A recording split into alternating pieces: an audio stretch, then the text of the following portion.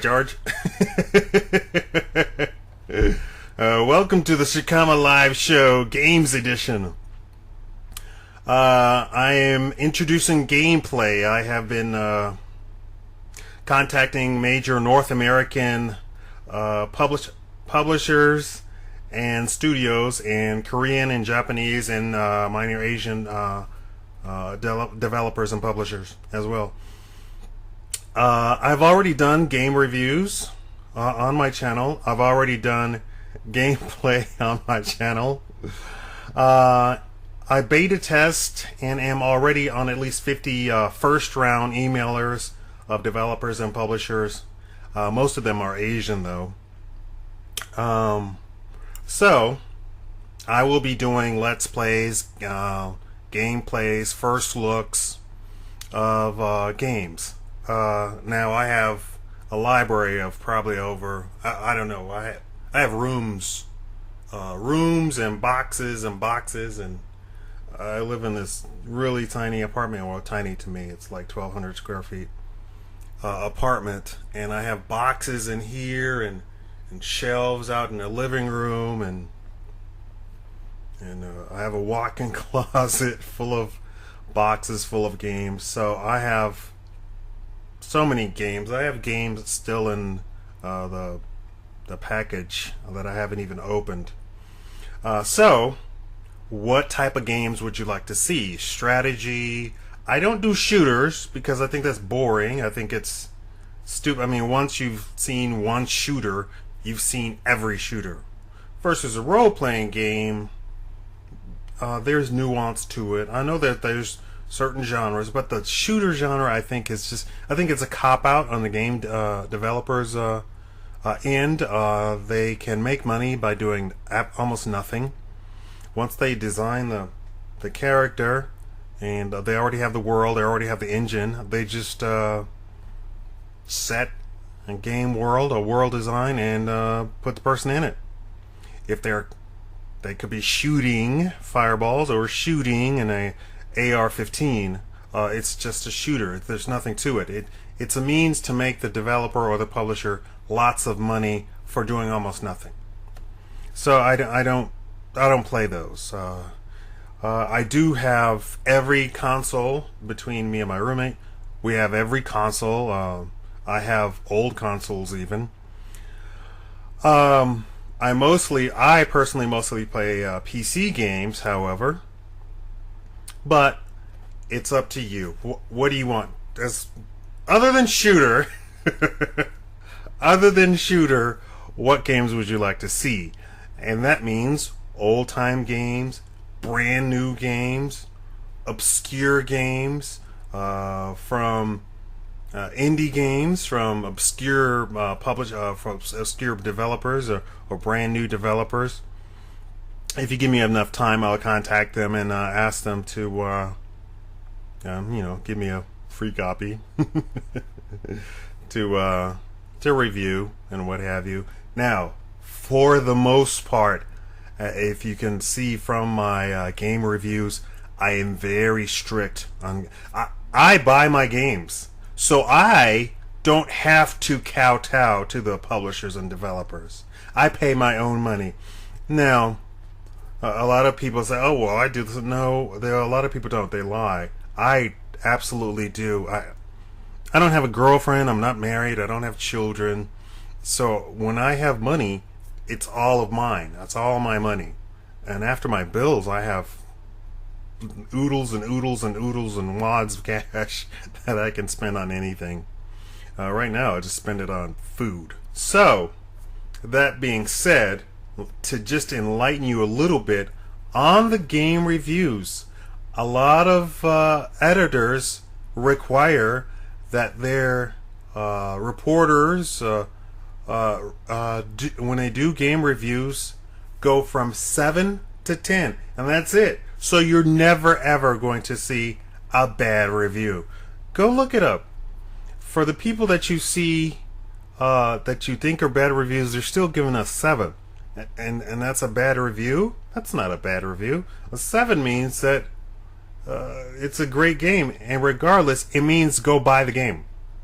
So, to keep getting exclusives or what have you, they always have to say, go buy the game. I tell you, don't go buy the game. And a lot of people are flipping out over some of my reviews, saying, how can you say not to go to buy the game? I can say, don't go buy the game. I purchased the game. I do the game reviews myself. And in my opinion, they're terrible. I don't care how much money they put into world design. That doesn't matter. What is the content of the game? I have the ability to give a game a 1. And it could be a 1 for whatever reason. It doesn't mean that they didn't spend $20 million developing the game. It means that the content is piss poor, or the target audience that I'm talking to should not buy the game. And I do that. For the people trying to come down on me for giving bad reviews of games, blockbuster games, I can do that. I buy the game. I pay it with my own money. And I can do that. I can give a bad review to a game. So, that being said, not to go off on a tirade, but please don't come at me saying that I can't give a bad review. I can. What you should be saying is to all of these other game reviewers, why is the lowest review you've ever given a 7? Or the lowest review you've ever given says still buy the game? It's because they're beholden to the developer and the publisher. They can't say don't go buy the game. You show me a reviewer. And there was a reviewer that gave a 1 to a developer, and that's a very famous review, and people have links to it, and they said that the game was worse than the Ethiopian famine, worse than the Bosnian ethnic cleansing. But you know what? The editor went back after that review was given and gave it a 7 and said go buy the game. There you go. That's the industry. We don't have a real industry. We don't have an industry that'll tell you the truth. They'll say this is a game designed specifically just to get money. And when I say this is designed just to get money, I mean that they put absolutely no thought. They took out their little... there we go. They took out their little format and said, okay, here we're going to do this, and this. We're going to give the weights to this right here, blah, blah. Here we go. End result, shooter. That's what they do. They package it up. This one is going to be about Marines. This one is going to be about Army. This is going to be about the Air Force. This is going to be about Neo Army, Neo Marines, Neo Air Force, Neo Navy. But it's a shooter. This is going to be about Alien. This is going to be about space. This is going to be about time travel. This is going to be but it's a shooter. The story has all of 5 pages, voiceovers, 10 pages, and that's it. That's the game. It's designed to make I understand it. I understand it from the perspective of the game developer, from the publisher. Did they put the money into it? Yes, they put the money into it. Did they put the time in? Yes, they put the time in. But it's to bolster their assets. So they need these assets to build games. Now, at the beginning of the whole game studios and developers and publishers, they made those games to beef up their assets so that they could make the World of Warcraft, so that they could make the risky big blockbuster games. But since they made so much money making these crappy games and sticking Vaseline on a pig, they stopped making the risky games, the real role-playing games, and they went back and they stuck with the money-making games. Now, do you like that or don't you like that? Having the knowledge of what is going on is my thing. I want you to know that this game was designed just to make money. This game was just designed to bolster their library, bolster their assets.